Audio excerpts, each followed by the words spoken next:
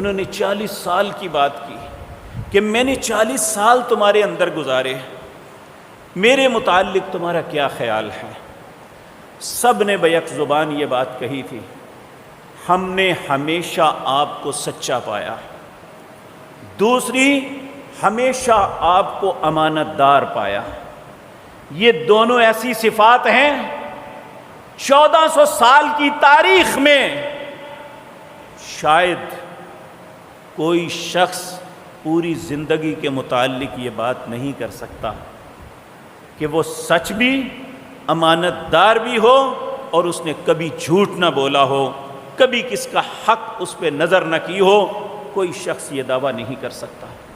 یہ صرف رسول اللہ کو اللہ نے عطا فرمائی صلی اللہ علیہ وسلم۔ آپ نے فرمایا اگر تم سمجھتے ہو کہ میں سچا ہوں، ہمیشہ سچ بولا ہے، میں